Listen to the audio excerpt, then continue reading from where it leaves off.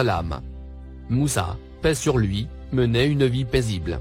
Loin de l'Égypte, et son implacable pharaon. À cette période de tranquillité, il avait une famille, et des amis. C'est à cette époque, que la prophétie s'est manifestée à lui. Avant de recevoir l'ordre de partir en mission, pour confronter le puissant pharaon, Moussa reçut un feuillet, sur lequel était écrit un verset. Allah ne nous dit pas qui a remis le verset à Moussa. Mais on peut imaginer que c'est Djebraïl. Paix sur lui. Fidèle messager d'Allah. Djebraïl, fidèle serviteur d'Allah, a toujours assuré la liaison entre ce monde et l'au-delà. Toute la famille de Moussa était là, autour de lui. Tous attendaient, dans l'impatience de savoir le contenu du papyrus. Moussa, dépassé par le codage des Écritures, leur dit avec irritation. Écartez-vous un peu de moi. Laissez-moi le temps de réfléchir. Peut-être que je pourrais vous informer sur ce qui est écrit. Le cryptage du verset donnait des complications à Moussa.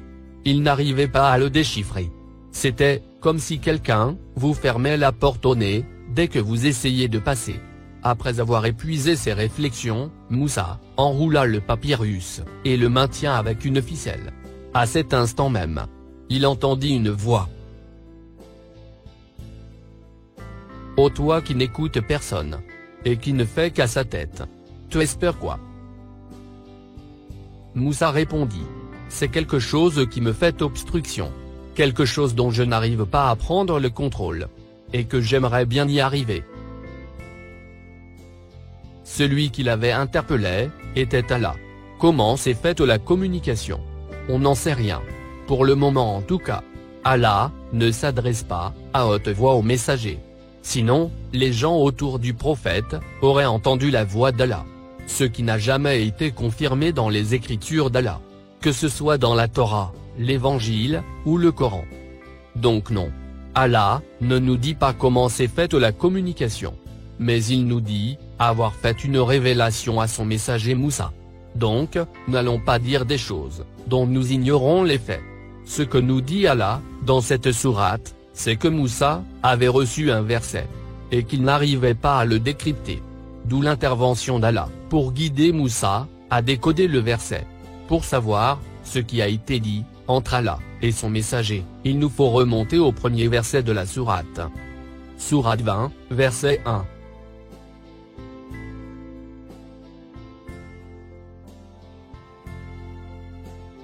Version exégète. Ta, a. Hein? C'est quoi ça? C'est tout? Eh oui. Les exégètes n'ont jamais voulu admettre que le mot ta est un mot crypté. Et qu'il faut le décoder. Les exégètes ont divisé le mot en deux.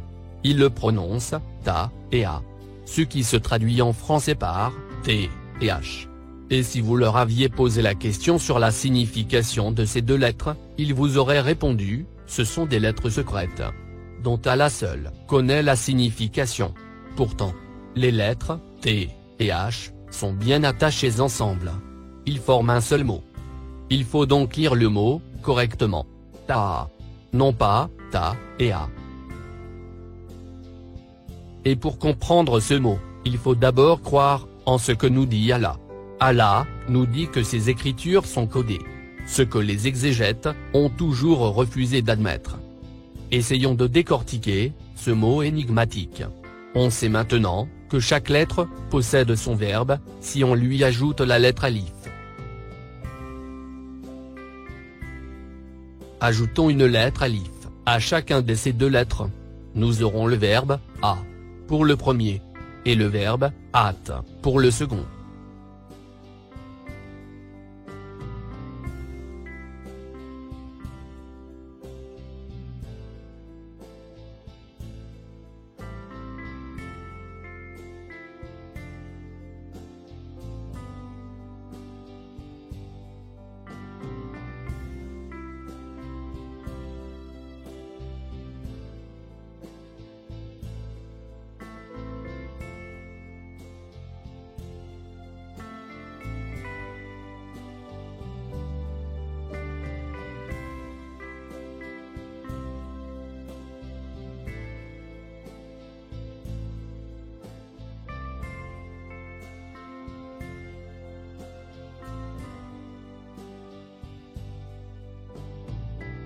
Je tiens à signaler aux personnes qui ne connaissent pas la langue arabe qu'il existe deux genres de T. Dans cette langue, il y a le T faible qui se prononce T et le T fort qui se prononce Ta. Écoutez ça. Ta, ta, ta, ta.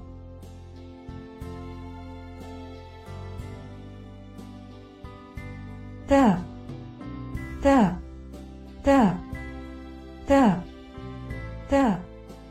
Bien. Voyons le premier mot dans le dico. Verbe, at, ou, ata.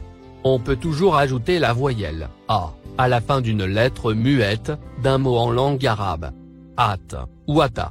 C'est du pareil au même. Nous lisons. Ata, le ventre. Le ventre crie famine. Encore. Ata, l'animal de la charge qu'il porte. Il geint, à cause de la surcharge sur son dos. Maintenant le deuxième verbe. Nous lisons. Verbe, a. C'est le verbe au présent, qui exprime un cri de douleur, ou de désespoir. Le mot ta signifie donc le cri de désespoir de quelqu'un qui se trouve en difficulté à cause d'une action compliquée qui lui est imposée.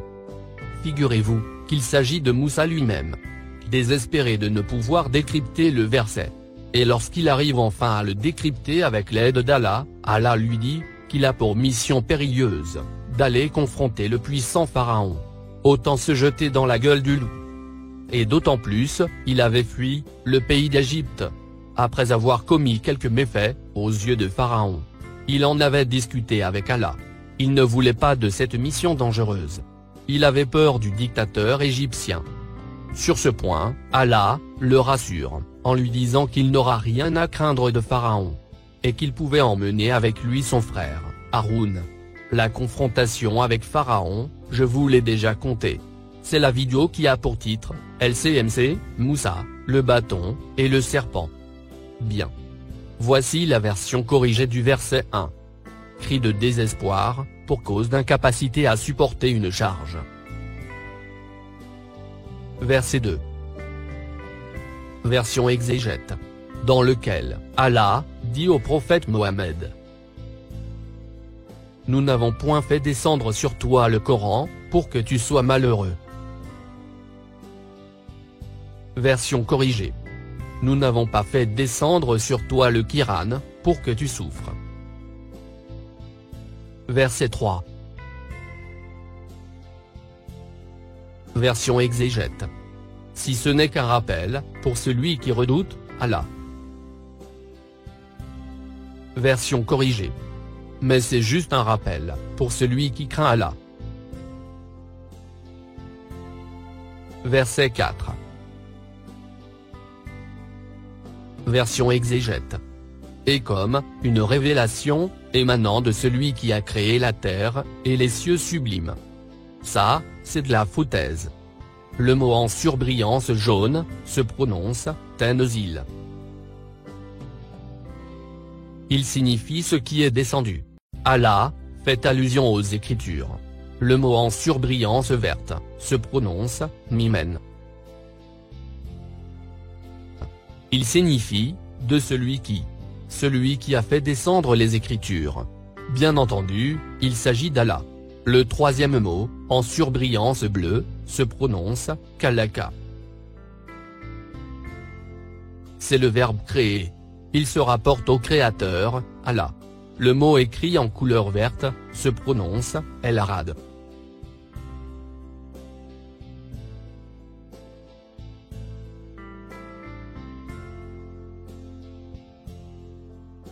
Ce mot désigne couramment la terre. Mais ici, il signifie dans ce verset, la volonté d'Allah, dans ses Écritures.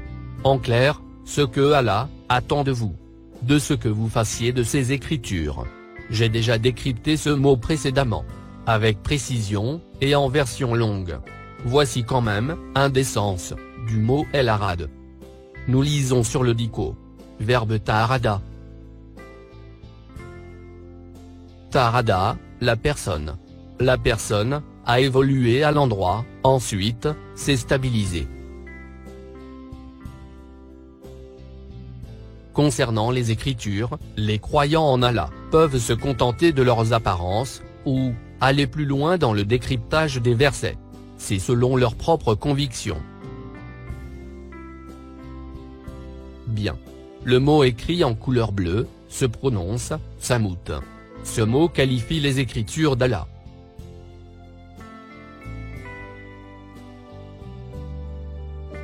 Le Samout a la capacité de guider les fidèles croyants, comme il peut aussi égarer les hypocrites, qui associent des livres, écrits de la main de l'homme, à ceux d'Allah. Ou encore, associent des êtres humains à Allah. Les livres d'Allah sont la Torah, l'Évangile, et le Coran.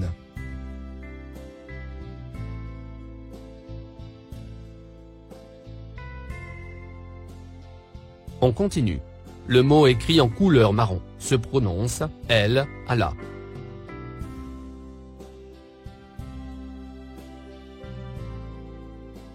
Voyons le dico. Verbe Allah.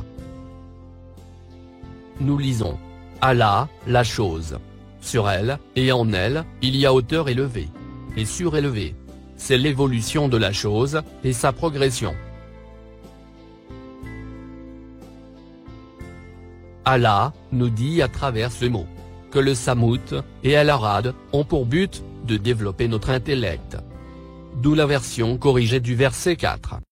Ce qui est descendu sur vous est l'œuvre du Créateur des Écritures, en lesquelles il y a sa volonté de vous amener à réfléchir à leur contenu.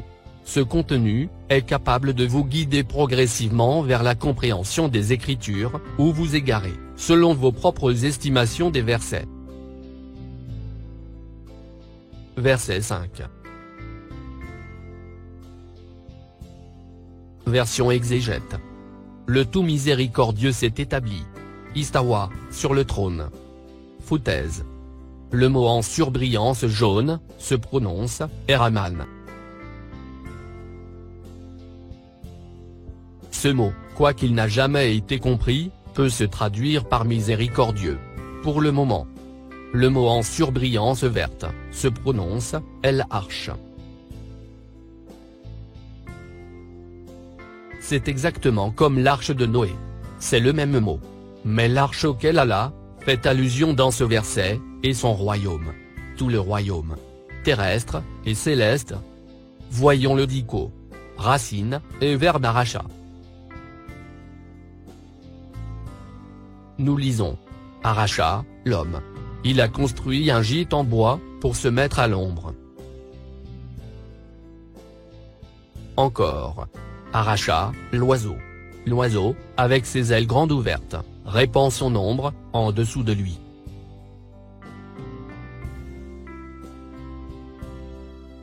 Encore. Son état, lui arracha. Son état, s'éternise. Ou, dure longtemps. Ce qui signifie, bâtir quelque chose, ensuite, le protéger pour qu'il dure éternellement. Il s'agit du royaume d'Allah. Le mot en surbrillance bleue se prononce Istawa. Racine et verbe Saouya.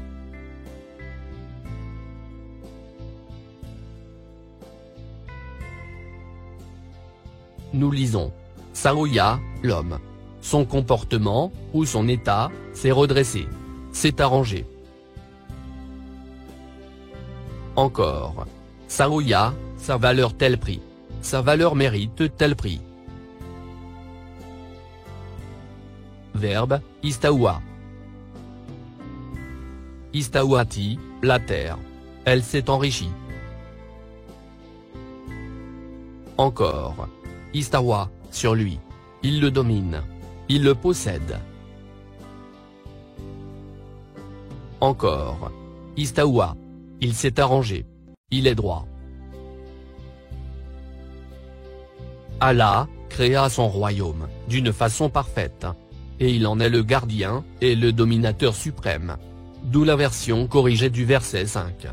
Le miséricordieux, créateur, dominateur, et gardien, de son royaume éternel, sublime. Verset 6. Version exégète. À lui appartient ce qui est dans les cieux, sur la terre, ce qui est entre eux, et ce qui est sous le sol humide. Foutaise. Les deux mots en surbrillance jaune et verte, ce sont le samout et el arad. Vous savez déjà. Le mot en surbrillance bleue se prononce binaouma.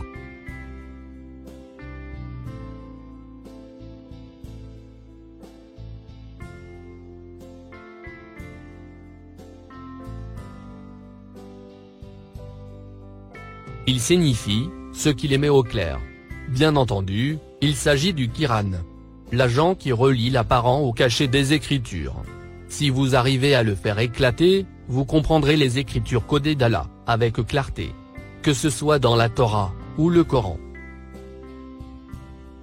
Le mot en surbrillance grise se prononce ta'ata.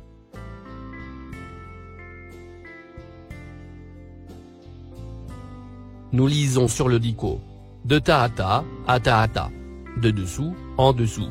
Secrètement. Allah fait allusion à un secret. Lequel? Nous allons le savoir. Le mot écrit en rouge se prononce El Tara. Nous lisons sur le dico. El Tara. C'est la terre. Allah nous dit aussi qu'il est l'auteur des secrets que cache la terre. D'où la version corrigée du verset 6. C'est lui l'auteur de ce qu'il y a dans le Samout et l'Arad, les Écritures et la volonté d'Allah, et du Kiran, qui les relie avec évidence, ainsi que les secrets de la terre. Verset 7. Version exégète. Et si tu élèves la voix, il connaît certes les secrets, même les plus cachés. Foutaise. Tout à fait à côté de la plaque. Le mot en surbrillance jaune se prononce Tajar.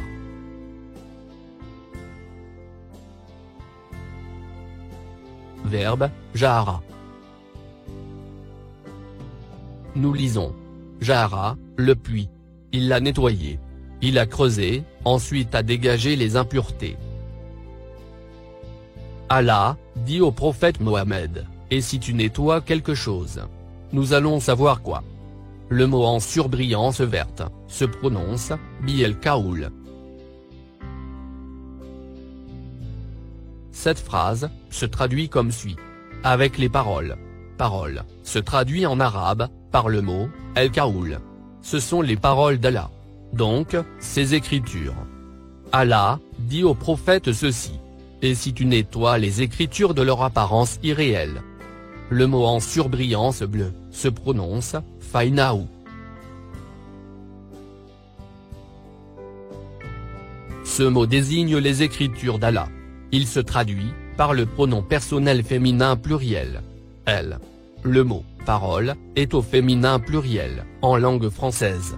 Mais El Kaoul, qui signifie la parole, est au masculin singulier en langue arabe dans ce verset.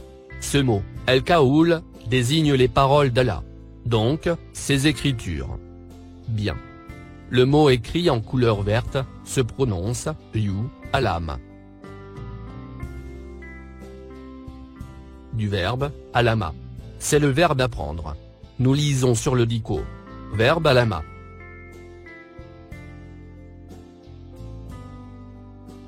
Alamaou, la lecture. Il lui a appris la lecture.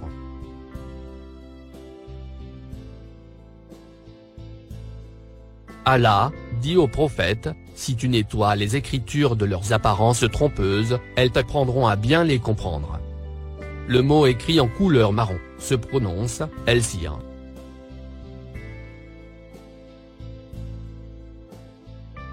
Nous lisons sur le dico.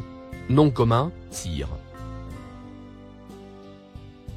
El-Sir. C'est ce que tu ne dis pas, et que tu caches. Et enfin le dernier mot écrit en rouge. Il se prononce Akfa. Verbe akfa. Nous lisons. Akfa, la chose. Il l'a cachée, il n'en dit pas un mot. Allah dit au prophète, si tu nettoies les Écritures de leurs apparences trompeuses, elles t'apprendront à bien les comprendre, et découvrir leurs secrets cachés. D'où la version corrigée du verset 7. Et si tu nettoies les Écritures de leurs apparences trompeuses, elles t'apprendront à bien les décrypter, et dévoiler leurs secrets cachés. On comprend par ce verset, que Allah savait que son messager avait des difficultés à comprendre les versets. Il faut savoir que Allah n'avait décrypté que quelques versets au prophète, afin que ce dernier puisse apprendre la procédure du décryptage. Et surtout, afin qu'il puisse prouver sa position de prophète, parmi les croyants. Dans un autre verset, d'une autre sourate, Allah dit au messager, « Des Écritures que nous avons fait descendre sur toi, et sur ceux qui s'y intéressent, afin que vous puissiez méditer dessus. » Ce qui signifie, que même les messagers, étaient tenus de décoder les Écritures par eux-mêmes. Pas seulement les croyants. Dans sourate 87, versets 6 et 7, Allah dit au prophète.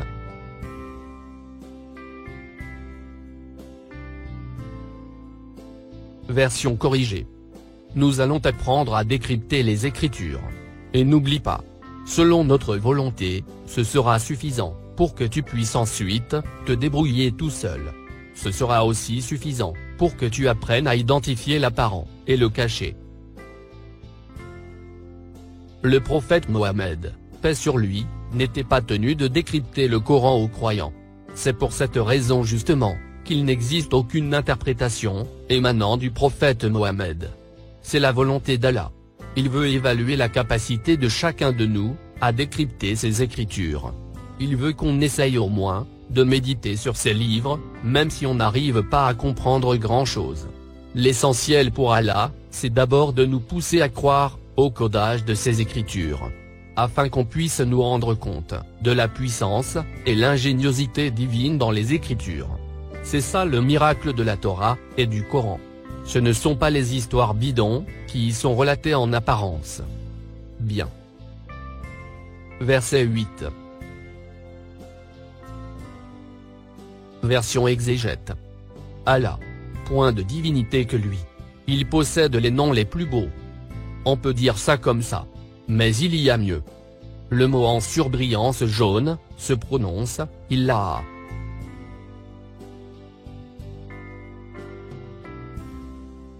Nous lisons sur le dico. Nom commun, Illah. Il a essayé, Illahu, de son travail. Il a essayé de le distraire de son travail. De le détourner de son travail. Allah nous dit qu'il n'y a pas d'autres occupations qui pourront distraire les fidèles croyants de leur devoir, de se soumettre à la volonté d'Allah. Le mot en surbrillance verte se prononce El Esma. Il se traduit par ces noms, les attributs qui qualifient Allah. Le dernier mot en surbrillance bleue se prononce El ou Sena. Il se traduit par les meilleurs. D'où la version corrigée du verset 8. Allah reste l'occupation primordiale pour le fidèle croyant. À Allah, les plus beaux attributs. Verset 9.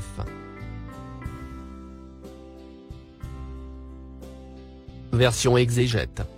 Le récit de Moïse t'est-il parvenu? Foutaise. Allah ne parle pas de récit, dans ce verset.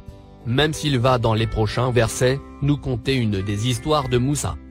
Dans verset 23, sourate 39, Allah dit.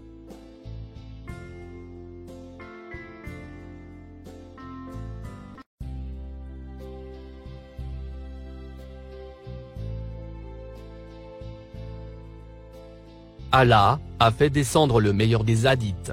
Des écritures semblant, fermées, à double interprétation. Donc, lorsque Allah parle de hadith, il fait allusion à ces écritures, et non à des récits.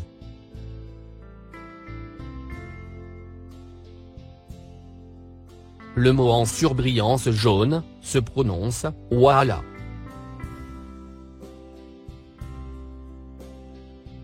Nous lisons sur le dico. Verbe Waala. Waala, l'homme. L'homme affaibli. Encore. Waala, sur le sujet. Il s'est trompé sur le sujet. Il a oublié. Le mot en surbrillance verte se prononce athéique.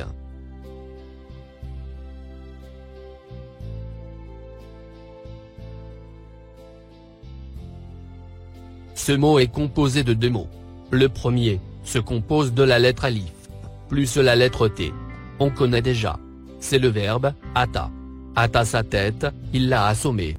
Le deuxième se prononce iek. Voyons le dico. Nom commun, iek. Nous lisons. Iek. El, Waed, ou, celui.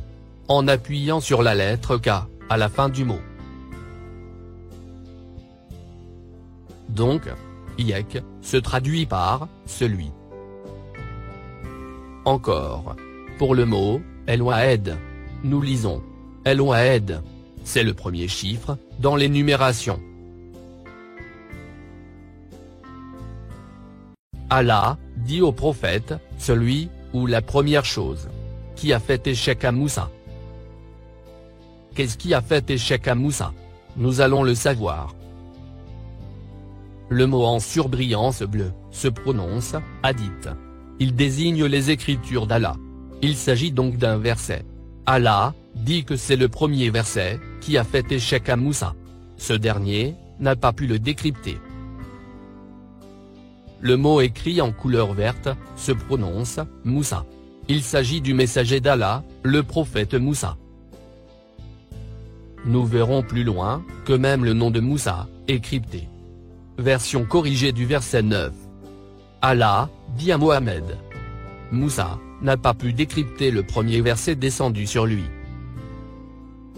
Si l'on suit le raisonnement des exégètes, dans leur interprétation, Allah ne sait pas si Mohammed est au courant du récit de Moussa, ou pas.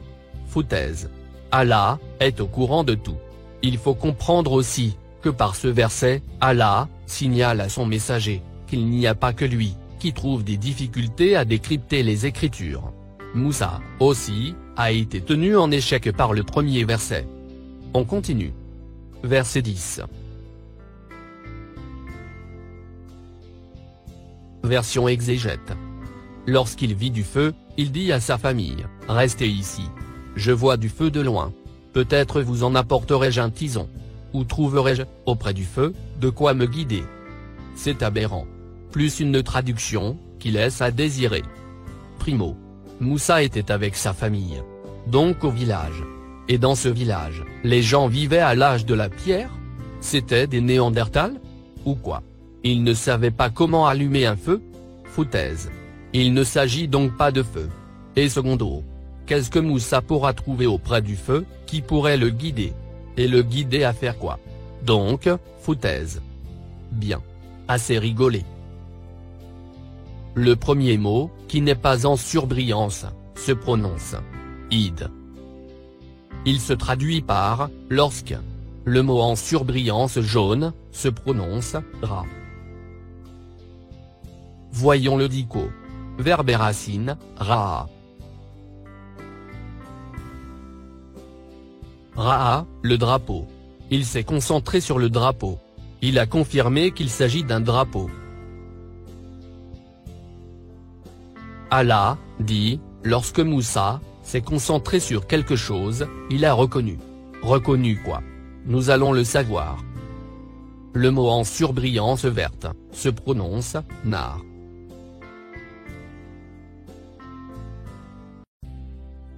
Voyons le dico. Nom commun, et racine, Noor. Nous lisons. El Noor.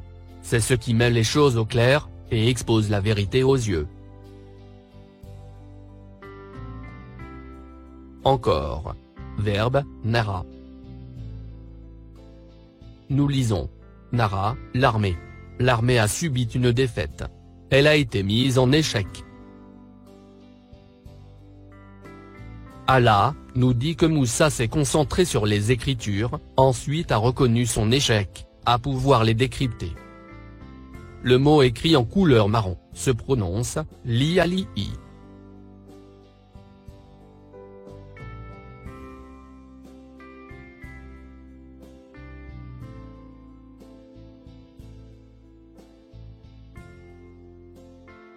Il se traduit par « à sa famille ».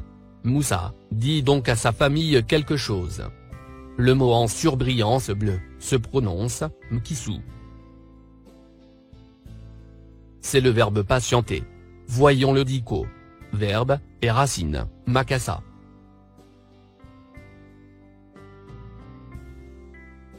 Nous lisons.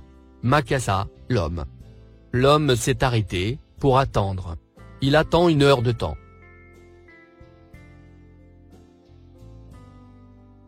Moussa, irrité de ne pouvoir déchiffrer le verset, qu'il tenait dans ses mains, dit à ses proches, de ne pas le bousculer, mais de patienter un peu, afin de lui donner le temps de réfléchir au verset.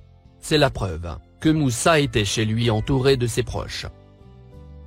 Le mot écrit en couleur grise se prononce Anastou. Voyons le dico.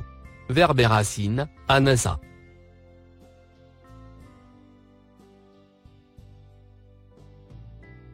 Nous lisons. Anasa, la chose. Il utilise toutes ses capacités, en cette chose.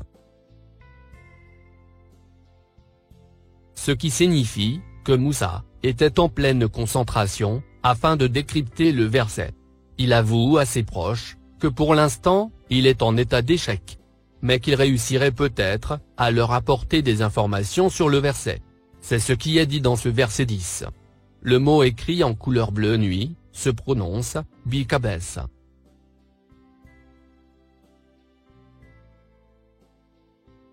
Voyons le dico. Verbe et racine, kabassa.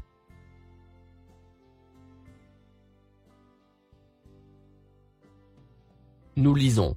Kabassa, la science. Il l'a maîtrisée, il a bénéficié de la science.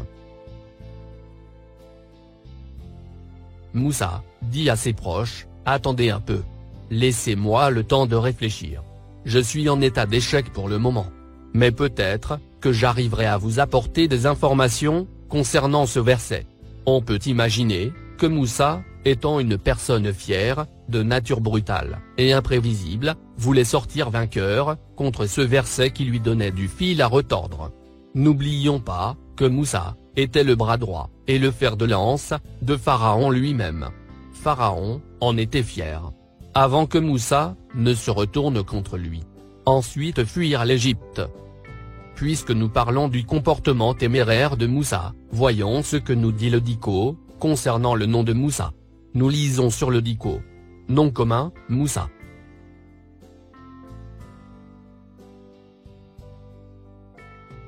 Un homme massif, comme l'argent. C'est un homme agile, téméraire. Qui ignore le serment. Et qui n'écoute les conseils de personne. Et c'est exactement les qualificatifs dont Allah utilise pour décrire son messager Moussa. Je vais vous dire une chose difficile à admettre. Tous les noms des prophètes et messagers d'Allah, sans exception, sont des qualificatifs. Personne de nos jours ne sait exactement quel était leur nom véritable. Même pour Mohammed. Nom commun, Mohammed. Celui qui amida.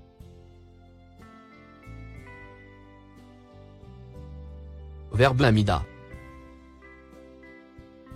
Amida, la chose. Il est satisfait de la chose. Il met toute sa confiance en cette chose. Le messager Mohammed avait mis toute sa confiance en Allah, dès que la prophétie s'est manifestée à lui. Selon sa biographie, même avant sa prophétie, les gens le surnommaient El Amin. Ce qui se traduit par l'homme de confiance. Bien. Le mot écrit en couleur verte se prononce Ouda. On connaît déjà.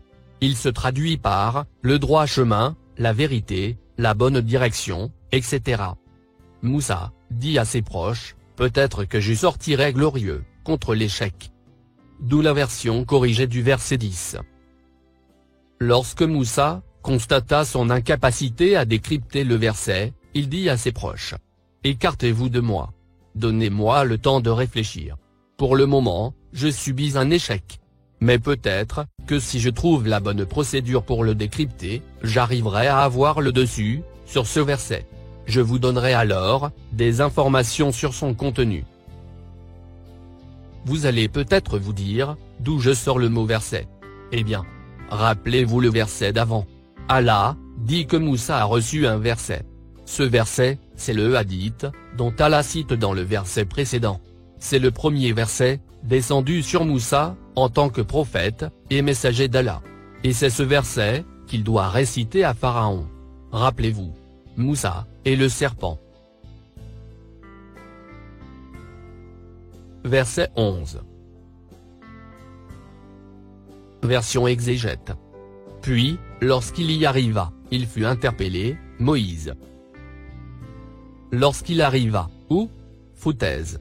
Moussa n'a pas bougé de chez lui. Le mot en surbrillance jaune se prononce, falama. Il se traduit par, lorsque, ou, quand. Le mot en surbrillance verte, se prononce, atia. Voyons le dico. Verbe, tayaa. Nous lisons. Tayaou, exprès. Il l'a égaré exprès. Encore. Verbe ata. Nous lisons. Ata, quelqu'un. Il l'a égaré, il a fait en sorte pour qu'il se perde. Allah, nous dit donc, lorsque Moussa fut complètement égaré, perdu. Bien entendu, dans ses réflexions à décrypter le verset. On continue.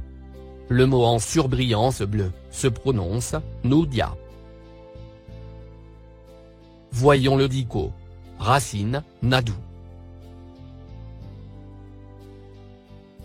Verbe, nada. Nous lisons. Nada, les hommes. Il a fait appel aux hommes du club. Moussa entendit un appel. Comment, et de quelle façon? De quelle manière? On n'en sait rien. Celui qui vous dit que Allah s'est adressé à Moussa de vive voix est un menteur. Allah dit uniquement qu'il a révélé des paroles à Moussa. C'est tout. Donc, on se contente de ce que Allah nous dit. Et c'est tout. On continue. Moussa entendit donc quelqu'un l'appeler. Ô toi qui ne fais qu'à sa tête. D'où la version corrigée du verset 11. Et quand Moussa fut complètement perdu dans ses réflexions à décrypter le verset, il entendit une voix. Ô toi qui ne fais qu'à sa tête. Verset 12. Version exégète. Je suis ton Seigneur. Enlève tes sandales. Car tu es dans la vallée sacrée, toi. Foutaise. Moussa n'a pas bougé de chez lui. Et comment Moussa peut-il se balader pieds nus sur une montagne rocheuse? C'est complètement débile.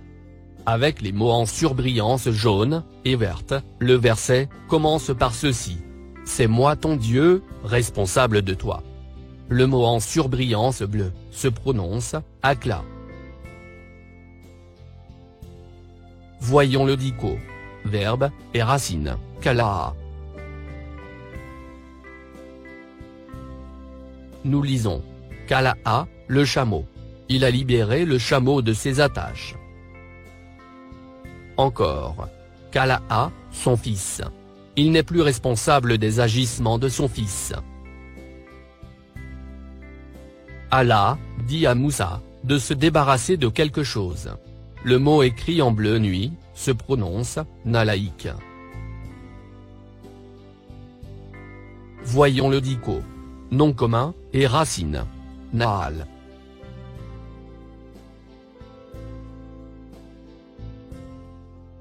Nous lisons. El Naal. C'est la terre dure, improductive. Le pluriel, Nial. Allah dit à Moussa de se débarrasser de son comportement opiniâtre, dur. Un comportement improductif, qui ne mène à rien. Ce qui signifie, ne te précipite pas. Réfléchis avec calme et sagesse, afin de pouvoir décrypter le verset. Le mot écrit en couleur verte, se prononce « El-Oued ».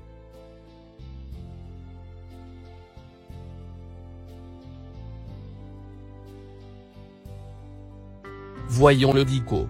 Nom commun, et racine, Wadia.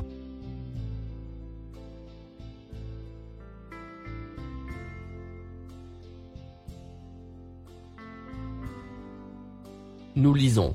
Un lien, Wadia, les relie. Un lien d'amour les relie. Encore. Une rencontre, Widia. Une rencontre amicale. Allah dit à Moussa que ce qu'il tient dans sa main est sans enjeu, mais plutôt accueillant. Le mot écrit en couleur marron se prononce El-Muqaddas.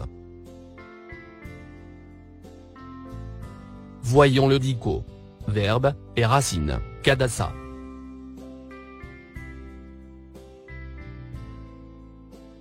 Nous lisons. Kadassa, la vie de marié. Il respecte la vie de marié.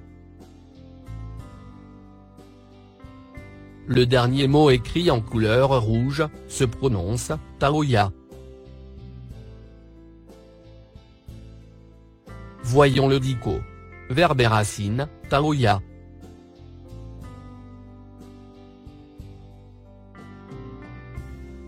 Nous lisons. Taoya, le sujet. Il a caché le sujet. Encore. Taoya, le livre. Il a plié le livre.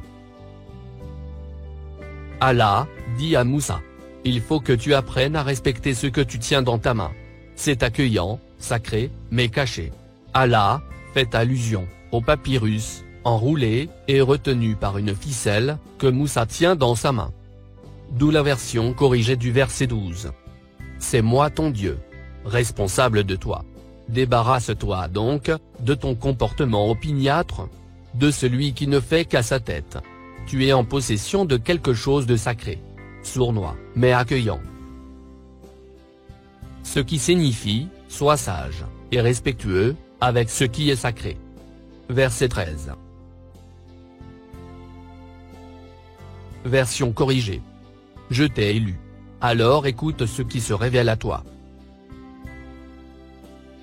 Verset 14. Version exégète. Certes, c'est moi Allah. Point de divinité que moi. Adore-moi donc, et accomplis la salate, pour te souvenir de moi. Foutaise. Ce n'est pas ce que dit Allah. Allah commence par dire ceci. C'est moi Allah. L'essentiel de tes préoccupations. Le mot en surbrillance jaune, se prononce, Fa'abidni.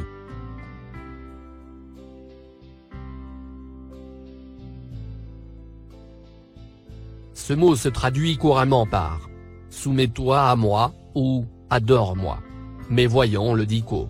Verbe et racine, abida.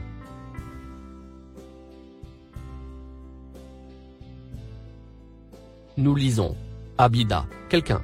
Il lui est obligé. Il ne le quitte plus. Encore. Nom commun, Abdou. Abdou, l'argent. C'est celui qui est soumis, dominé par l'argent. Il voue tout son amour à la richesse. Allah dit donc à Moussa. C'est moi Allah. L'essentiel de tes préoccupations, et ton amour, sont censés me revenir. Le mot en surbrillance verte, se prononce, El Saloua.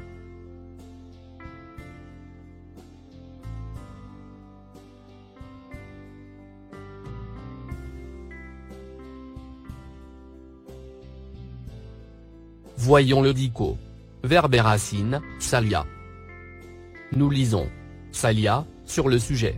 La difficulté du sujet, l'a fait souffrir. Encore. Verbe, asala. Sala, la boisson. Il a purifié la boisson. Encore. Asala, la chose. Il a enquêté sur la chose, jusqu'à ce qu'il a découvert son origine. Allah ordonne à Moussa de faire des recherches poussées, qui seront susceptibles de le faire souffrir. Des recherches sur quoi? Nous allons le savoir. Le mot en surbrillance bleue se prononce lidikri.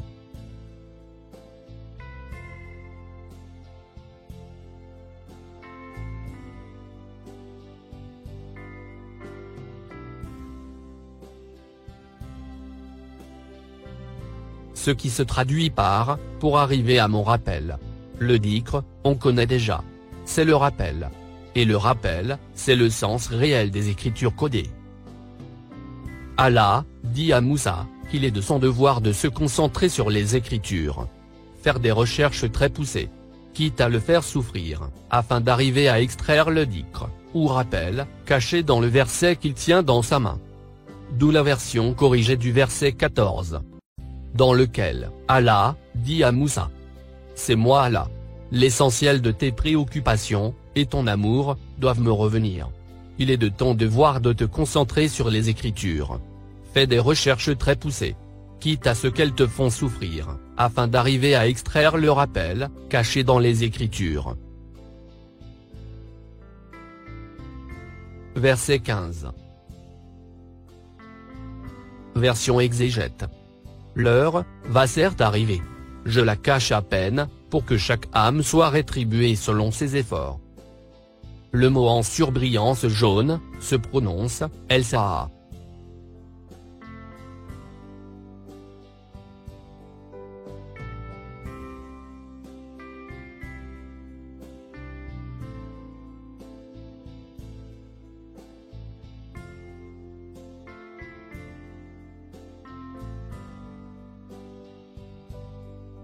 Voyons le dico. Nom commun, Saa.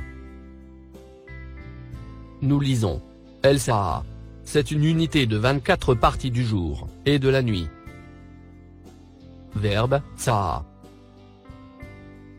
Saati, les animaux domestiques. Ils se sont éparpillés dans les champs, cherchant la nourriture, sans berger. Encore. Nom commun, Saï. Nous lisons. Saïen. C'est l'intention, et la démarche. Et aussi, le travail, et ce qu'on possède. Par ce mot Saa, Allah nous signale qu'il y a une marche, ou des marches à suivre, afin de récolter ce dont Allah attend de nous. Et que chacun est libre d'agir à sa façon, pour arriver à son but. Et en même temps, Allah nous précise que le temps nous est compté. Le mot en surbrillance verte se prononce Atia.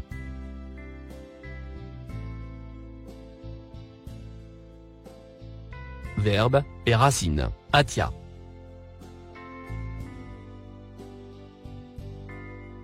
Nous lisons. Ata, la personne. La personne est arrivée. Encore. Comme Yeti. Comme convenu. C'est évident. Encore. Ata, les ordres, ou les consignes. Il les a exécutés, convenablement, avec conformité. Allah nous dit que la procédure à suivre est évidente, et conforme aux lois d'Allah. Le mot en surbrillance bleue se prononce Akkad.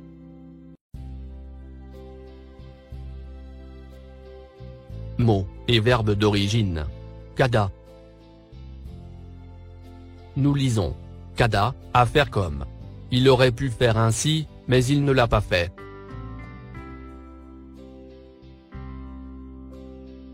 Le mot en surbrillance grise se prononce Ukfia.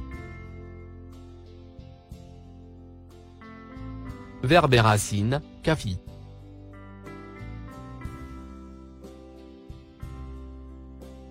Nous lisons. Une voix, Kafi. C'est une voix floue, dont on n'arrive pas à saisir le sens. Encore. Verbe Akfa. Akfa, la chose. Il l'a cachée. L'a protégée. Allah nous dit qu'il a peine caché la procédure à suivre. Ce qui signifie que Allah n'a pas voulu trop nous compliquer la tâche. Il aurait pu faire descendre des écritures codées, sans toutefois nous donner la procédure à suivre pour les décrypter. Le reste des mots ne sont pas codés. D'où la version corrigée de ce verset 15. La marche à suivre, je l'ai mise en évidence. Elle est à peine cachée.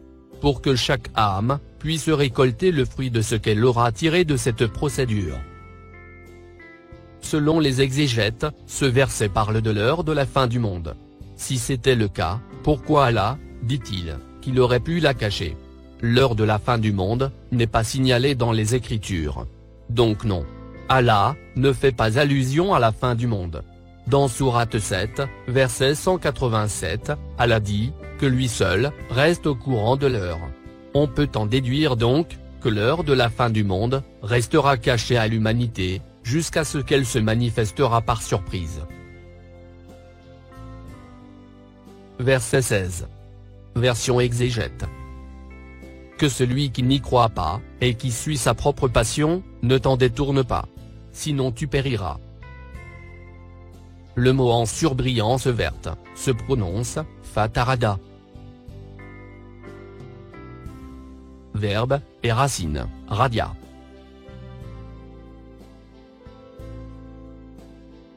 Nous lisons. Radia, l'homme. L'homme s'est fait très mal. D'où la version corrigée du verset 16. Alors, ne laisse pas le perturber, qui ne croit pas aux recommandations d'Allah, t'égarer de cette procédure. Tu risques de te faire très mal. En effet, ceux qui ne croient pas au codage, ni à la procédure des Écritures, se font très mal, en prenant en considération uniquement l'apparent des versets. On n'en a que trop parlé de ce sujet. Et parmi les versets, qui font très mal, à celui qui ne se base que sur leur apparence, il y a Ramadan. N'est-ce pas? Se priver de nourriture durant la journée, pendant 30 jours, est une véritable torture. Et celui qui vous dit le contraire, est un hypocrite. Verset 17. Version exégète. Et qu'est-ce qu'il y a dans ta main droite, ô Moïse? Ça, c'est n'importe quoi. Les deux mots en surbrillance jaune se traduisent comme suit. Qu'est-ce que?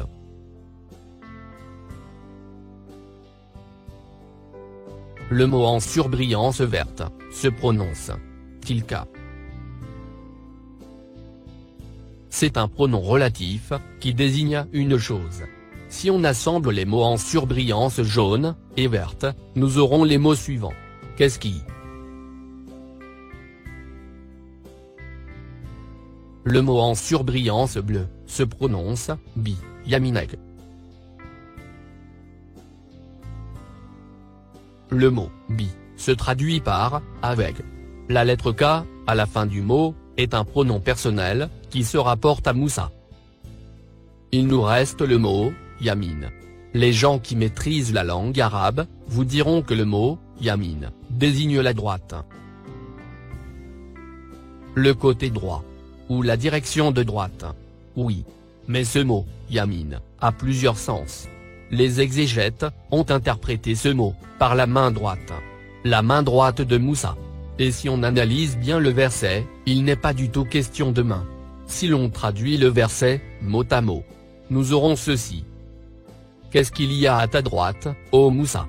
Dans ce cas, Moussa n'aurait pas compris la question. Il se serait tourné sur sa droite, pour voir ce qu'il y a sur son côté droit. Donc non. Et du fait que Moussa a bien saisi la question, le mot yaminek ne signifie pas ta main droite. C'est donc un mot codé. Voyons le dico. Racine yamana.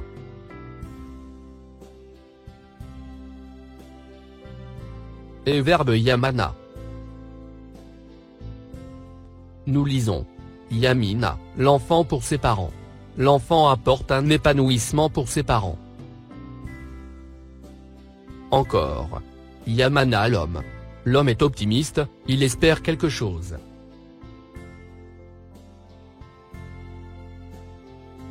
Le mot en surbrillance grise se prononce ô Moussa. Ça, c'est clair. N'oublions pas que Allah, dans le verset précédent, parle du comportement des gens envers ces écritures. Il dit donc à Moussa dans ce verset: « Et toi? À quoi tu aspires? Quelle est ton ambition? Tu espères quoi? Où va ton optimisme ?» D'où la version corrigée du verset 17. Ô Moussa, qu'est-ce qui pourrait te satisfaire? Verset 18. Version exégète. Il dit: c'est mon bâton, sur lequel je m'appuie, qui me sert à effeuiller les arbres, pour mes moutons, et j'en fais d'autres usages. N'importe quoi. Ces débiles d'exégètes pensent que Allah ne sait pas reconnaître un bâton. Comment peuvent-ils raisonner ainsi? Incroyable. C'est incroyable combien ils étaient vils et bas. Bien. Le mot en surbrillance jaune se prononce Asaï.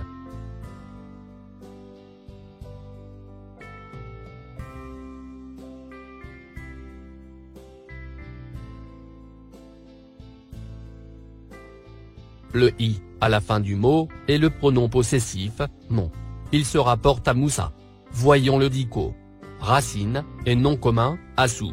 Le dico ne nous donne pas la définition de cette racine, mais il nous donne quand même quelques noms communs et quelques verbes. Verbe assa. Nous lisons. Assa la plaie. Il la serrait afin de stopper la coulée de sang. Encore. Nom commun, elle, issue. Ce sont les os des ailes de volaille. Encore. Il mit fin à Assa, la soumission. Il s'est mis contre. Il s'est révolté. Il a retourné sa veste.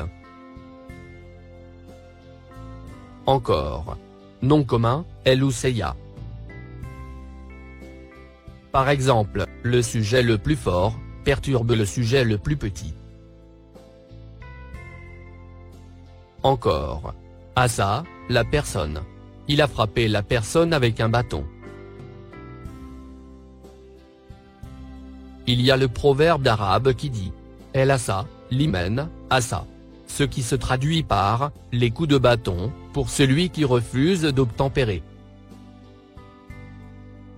Je pense que c'est assez clair. Assa Moussa, c'est ce qui s'oppose à sa volonté, ce qui lui résiste, ce qui lui tient tête, quelque chose dont il n'arrive pas à avoir le dessus, et qu'il compte bien y arriver. Ça devient clair, n'est-ce pas? Oui. C'est le verset qui lui donne du fil à retordre. Et c'est ce qu'il dit à Allah. Le mot en surbrillance verte se prononce Ataoaku. Racine et nom commun, Wika.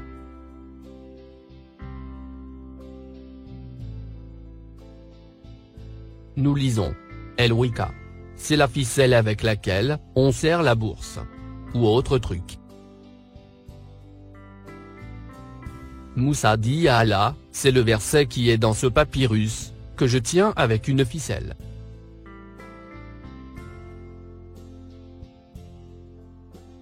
Le mot en surbrillance bleu se prononce Achou.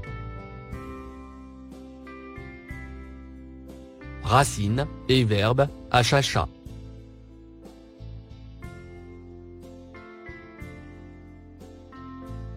Nous lisons. Achacha, quelqu'un, ou quelque chose. Il l'a affaibli. Moussa dit à Allah qu'il aimerait bien que le verset soit moins compliqué, afin qu'il puisse le décoder. Le mot écrit en couleur bleue se prononce Ganami. Voyons le dico. Racine et verbe ganima.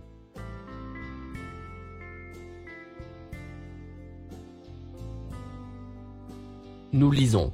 Ganima, la chose. Il l'a gagné, il l'a vaincu. Il l'a eu, sans difficulté. Contraire de difficilement. Moussa dit donc à Allah, j'aimerais bien sortir vainqueur, contre ce verset, qui me donne des complications à le comprendre. La preuve dans le mot suivant. C'est le mot écrit en couleur marron. Il se prononce, rabat. Racine et verbe, rabat.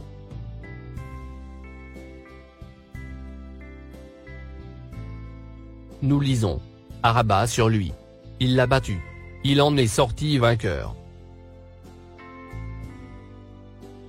Le dernier mot écrit en couleur verte, se prononce, Akara. Voyons le dico. Racine, et nom commun, Akir.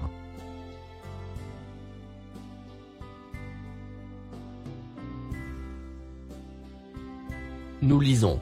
El Akir. C'est le dernier. L'opposant du premier. C'est donc, l'issue finale.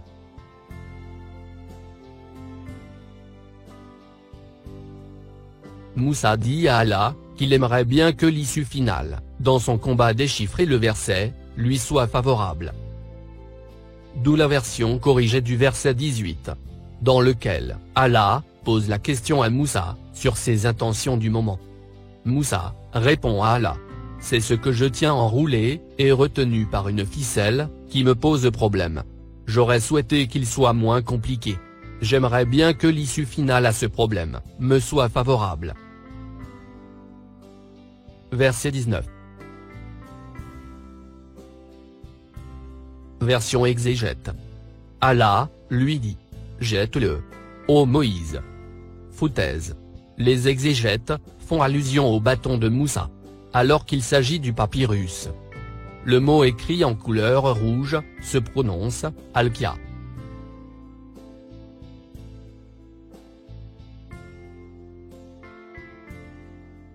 Il désigne la ayat. Allah, dit à Moussa de l'exposer. De dérouler le papyrus, et de se concentrer à nouveau sur le texte, écrit dessus. Voyons le dico. Racine, et verbe, lakia.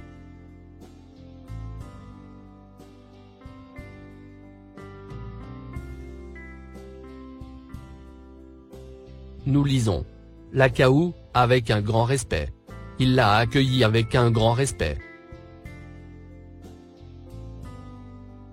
Encore. Mot d'origine, et verbe, alka. Alka, à lui, des paroles. Il l'a informé sur certaines paroles. Encore.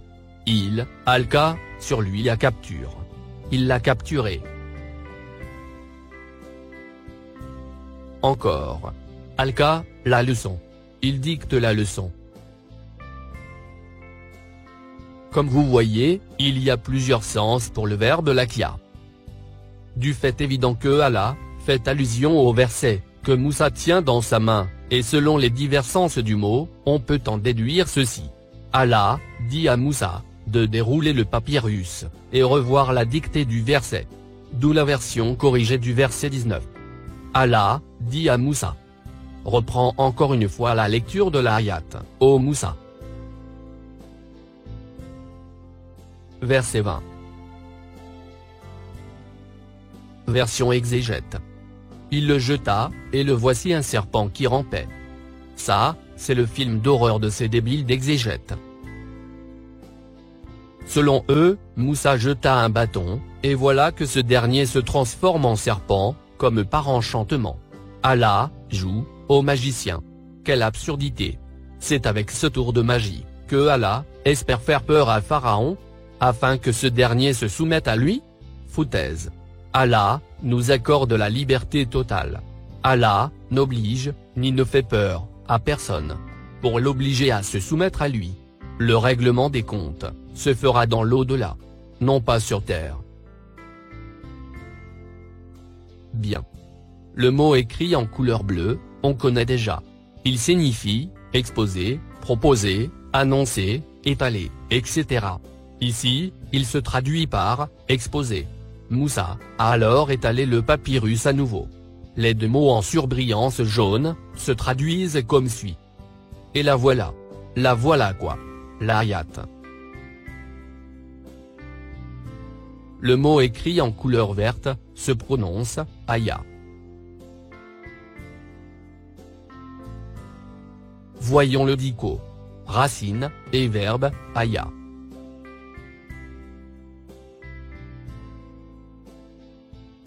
Nous lisons. Aya, la route. La route s'est éclaircie.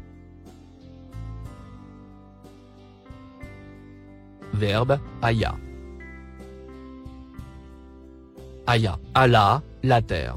Il l'a rendue fertile. Il a fait sortir ses plantes.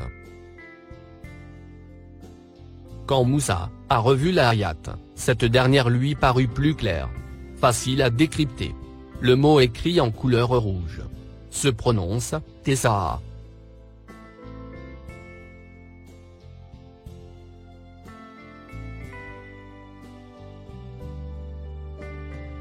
Voyons le dico. Racine, et nom commun saillie.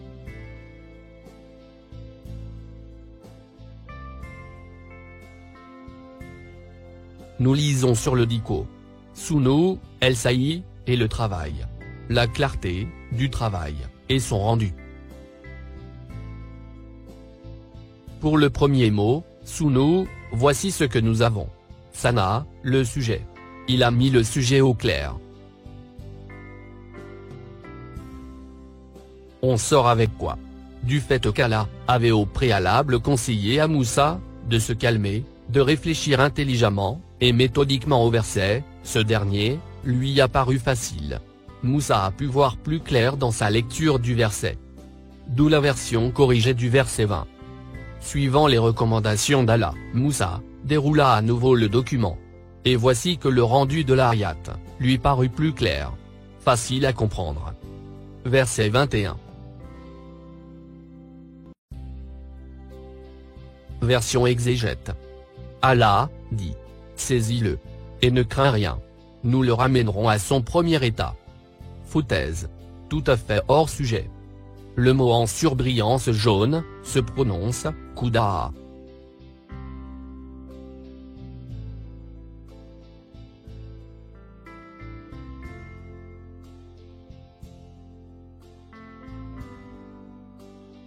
Racine, et verbe, Akada.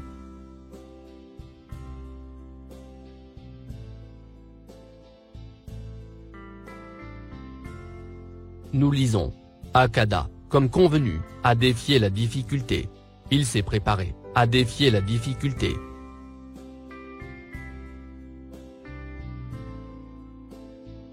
Les mots en surbrillance verte se prononcent la takaf.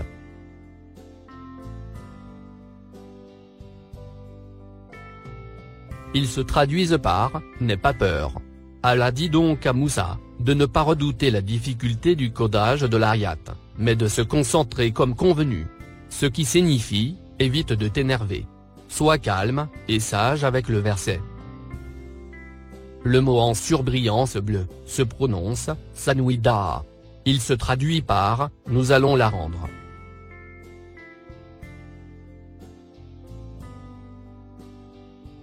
Le mot écrit en couleur bleue se prononce tirata. Il se traduit par à son état.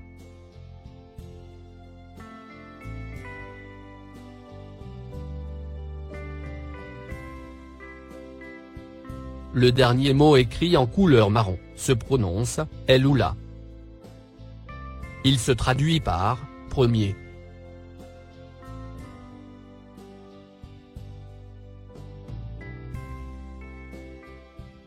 Allah dit à Moussa de ne pas redouter la difficulté du codage de l'ayat, mais de se concentrer sur le texte comme convenu.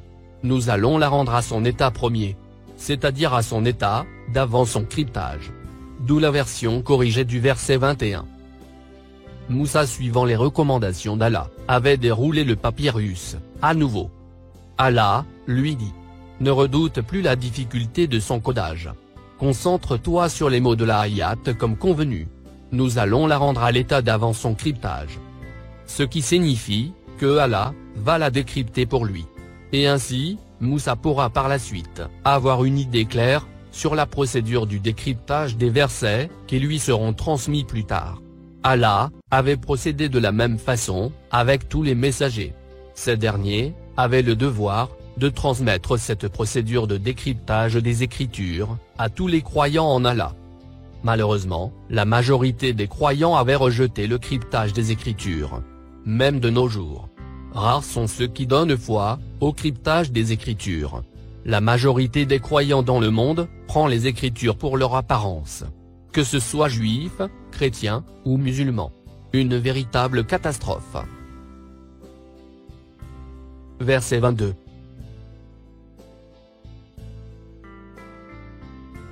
Version exégète. Et serre ta main sous ton aisselle.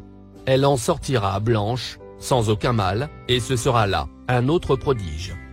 Encore la fiction des exégètes. Le mot en surbrillance jaune se prononce admoum.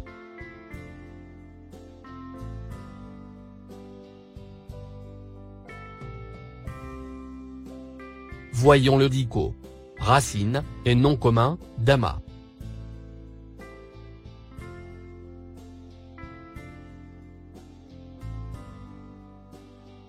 Nous lisons. Damama, ou dama, la chose à la chose. Il a joint les deux choses. Il les a attirés vers lui. Encore. Verbe, dama. Dama, la personne, dans ses bras. Il l'a enlacée, avec tendresse. Encore. Dama, ses manières avec les gens. Il est souple et poli avec les gens.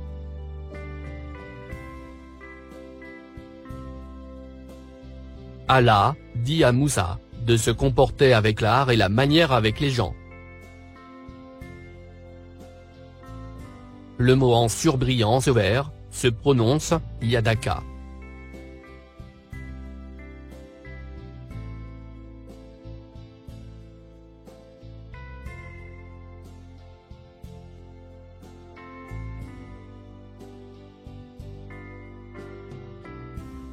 Racine et verbe, yadeya.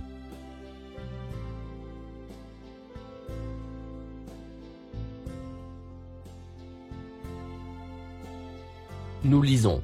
Yadiya, l'homme, de son président. Il a bénéficié de son président. Encore. Nom commun, yadou. Nous lisons. El yadou. C'est la capacité. Encore. El yadou. C'est la force. Le mot en surbrillance bleue se prononce Janaak.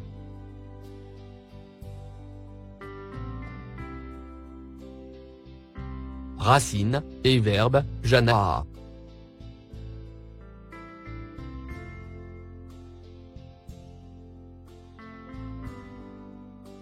Nous lisons. Janaa, sur ses bras. Il s'est servi de ses bras comme appui. Encore. Janaa, l'homme. L'homme, Inkada. Inkada, la route, ou le chemin. Le chemin s'est redressé, il est devenu facile. Allah dit donc à Moussa d'éviter d'utiliser la force de ses bras pour résoudre ses problèmes, mais de se comporter plutôt en gentleman avec les gens, afin de les attirer vers lui. Et ainsi, gagner leur confiance. Le mot écrit en couleur bleue se prononce tac rouge. Racine et verbe, karaja.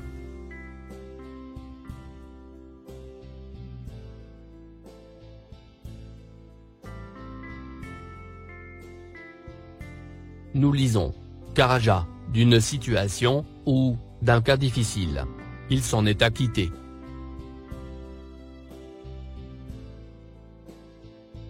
Allah dit à Moussa, ainsi, tu sortiras sans reproche, de la part des gens.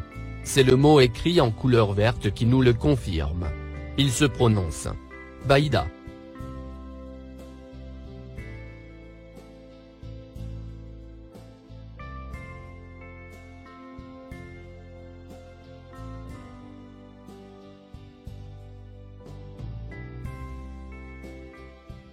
Racine, et verbe, bayada.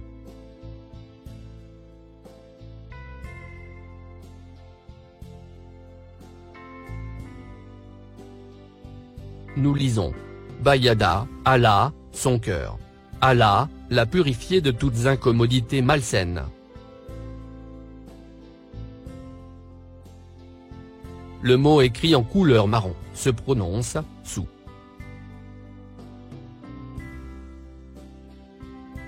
Il se traduit par « mal », le mal qu'on fait aux autres.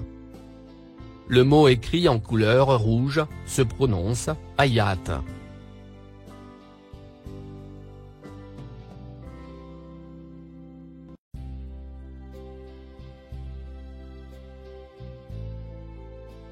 Mot d'origine, et nom commun, ayat.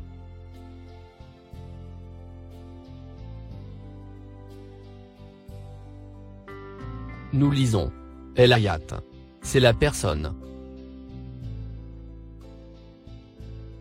Et comme vous pouvez le constater, le mot ayat peut signifier autre chose que le verset. Le dernier mot se prononce okra. Il signifie « autre », c'est-à-dire différent. Racine, et nom commun, akara.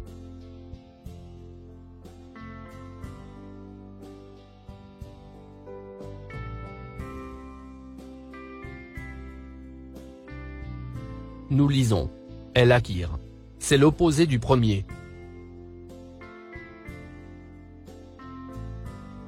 Ce qui signifie que si Moussa change son caractère, de dur à gentil, il deviendra une personne plus appréciée par les gens à qui il s'adresse.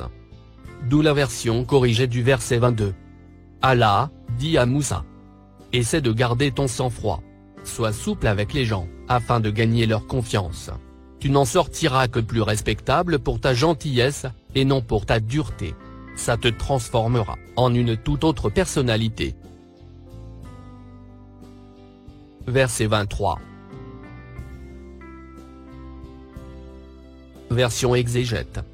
Afin que nous te fassions voir de nos prodiges les plus importants.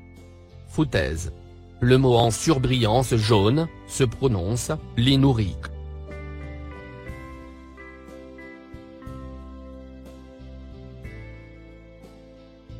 Racine et verbe raa.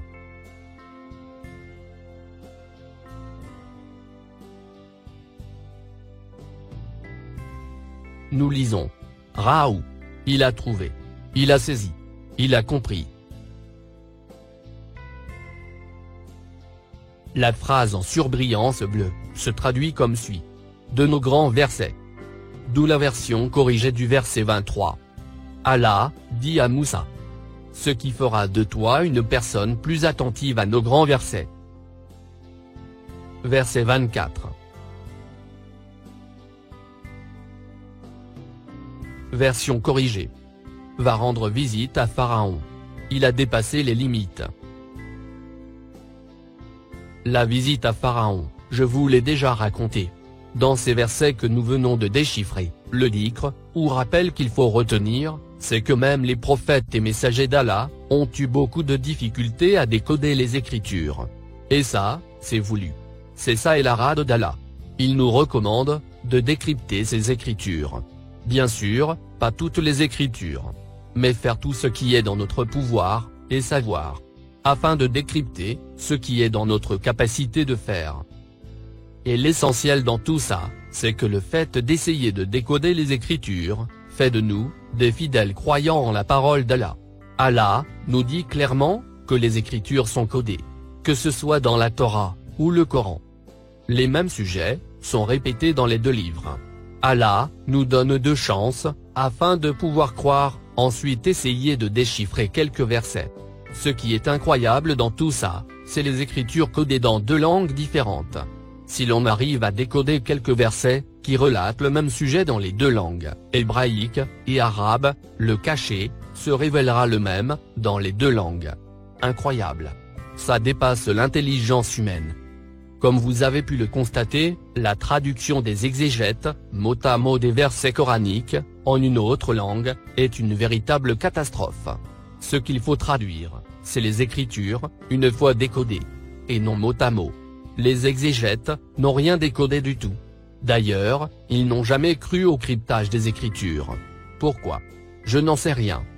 N'oubliez pas que les exégètes ont commencé à interpréter le Coran, 250 ans, après la mort du prophète. Personne ne sait ce qui s'est passé durant ces 250 ans. Durant ces 250 ans, il y a eu un vide absolu sur l'histoire de l'islam. Celui qui vous dira savoir ce qu'il y a eu durant cette période, est un menteur. Selon l'histoire contée par les experts de la religion islamique, il y a eu des guerres très sanglantes et féroces entre musulmans. Si c'est vrai, quel a été le motif qui a déclenché ces guerres implacables? À mon avis, il y a bien eu des guerres génocidaires entre musulmans. Et ça reste aussi mon avis personnel, que la cause de ces guerres, était la mésentente sur le codage du Coran. Il n'y a pas d'autres explications. Ceux qui étaient contre le codage du Coran, étaient des despotes puissants, qui possédaient des armées importantes. Ces despotes, en prenant le Coran pour son apparence, se proclamaient le droit de s'attaquer aux pays voisins, pour les piller, et les soumettre à leur pouvoir.